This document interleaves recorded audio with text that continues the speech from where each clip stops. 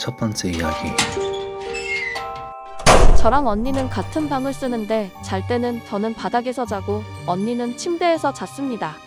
어느 날 언니는 독서실에 갔다가 밤늦게 돌아온다고 해서 저는 먼저 바닥에서 잠을 자고 있었습니다. 하지만 얼마 안 가 시끄럽고 더워서 잠이 깼는데 일어나 보니 이불을 머리끝까지 덮어 쓰고 있고 머리맡에는 선풍기가 놓여져 있었습니다. 아, 언니가 더울까봐 선풍기 틀어졌나 보다 생각하고 왠지 무거운 이불을 걷어찬 다음 다시 눈을 감았습니다.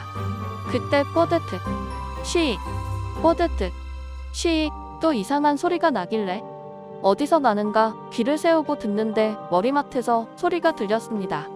원래도 낡은 선풍기라 오늘 내일 하고 있었는데 오늘은 특히나 더 마탱이가 가 있었습니다. 가만 듣다가 생각해보니 선풍기 바람이 없었습니다. 무서워져서 반쯤 일어나 침대에서 자고 있을 언니를 깨우기 위해 손으로 더듬거리는데 침대 위에는 아무도 없었습니다. 패닉이 와서 급하게 휴대폰을 집어들고 부모님 방으로 가려고 선풍기 옆을 지나가다 무언가에 걸려 넘어지고 철퍽 소리가 났습니다. 뭐에 걸린 건지 싶어서 휴대폰 불빛을 비추고 저는 너무 놀라 기절했습니다. 희망해서 선풍기 코드선이었다. 선풍기는 처음부터 꺼져 있었다. 귀신이 자는 동생의 머리 옆에서 선풍기 소리를 흉내내면서 겁을 주고 있었다. 절망했어. 옆에서 나는 뽀드득 쉬익 소리는 흉기에 찔려 폐에서 공기가 빠져나가고 있던 언니의 숨소리였다. 언니는 자는 동생이 더울까봐 선풍기를 가져다 놓고 코드를 꼽으려는데 그때 뒤에서 덮친 강도에 의해 다쳤고 자는 동생을 안 들키게 하기 위해 이불을 머리끝까지 덮고 꼭 안고 있었다. 두 번째 이야기. 중학교 시절 학교에서 하교할 땐 사는 아파트에 따라 같이 하교하는 무리가 몇 개 있었다. 그 중에 우리는 평소대로 가려면 30분 정도 걸어야 했기에 우린 늘 기찻길에 난 구멍으로 들어가 이용하곤 했다. 그 길을 이용하면 뭔가 모험하는 기분도 들고 시간도 15분 정도 절약할 수 있었다.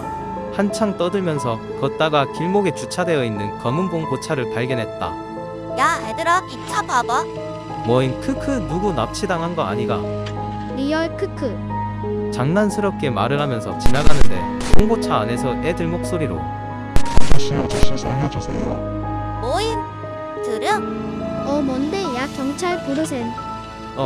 야 티 안 나게 걸으셈. 우린 못 들은 척하고 일단 자연스럽게 걸어가고 옆에서 문성인 경찰에 전화하고 있었다.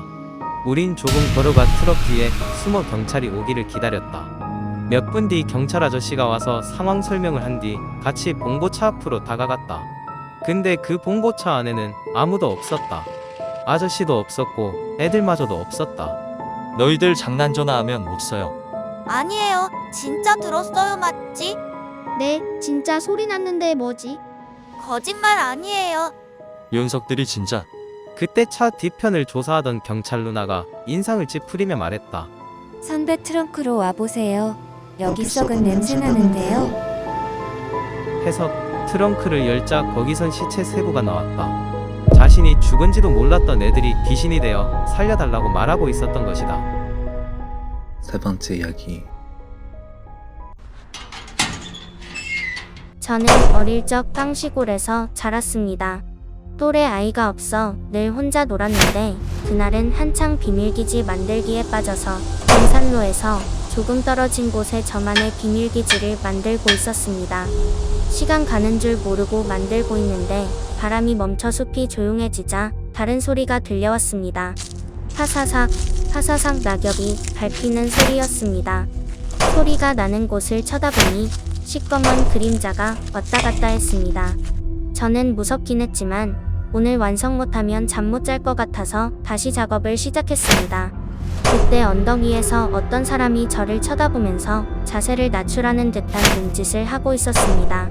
저는 불길한 예감이 들어서 손에 들고 있던 도구를 놓고 자세를 낮추고 숨도 쉬지 않고 가만히 있었습니다.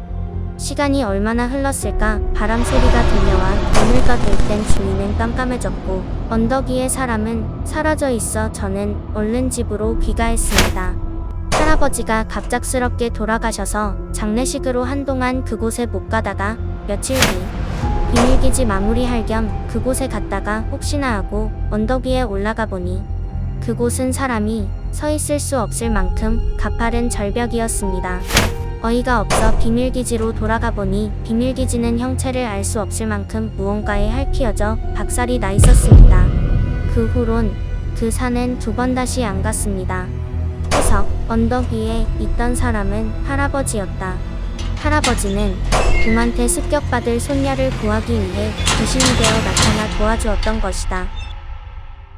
마지막 이야기. 저는 창원이 고향인데 서울에 있는 대학에 합격해 올해부터 홀로 원룸에 자취를 시작했습니다.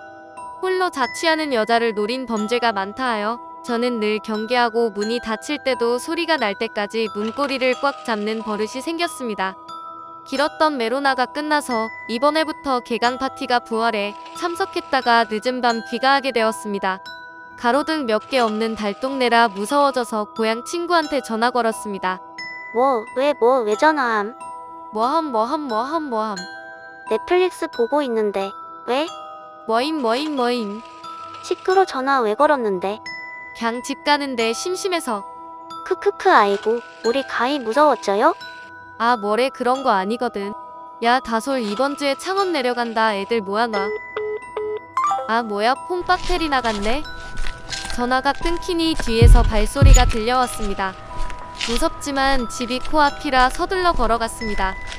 건물 안에 들어왔는데도 발소리가 들려서 빠르게 비밀번호를 치고 문을 연 다음 문고리를 꽉 잡은 상태로 닫히기를 기다렸습니다.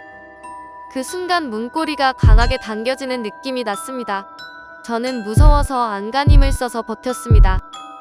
그러자 밖에서 A씨 바라면서 발로 문을 쾅쾅 차더니 내려가는 소리가 들렸습니다. 해석: 통화가 끊기지 않았다면 누군가 따라오고 있다는 것을 눈치 못 채 집 안까지 들어왔을 것이다.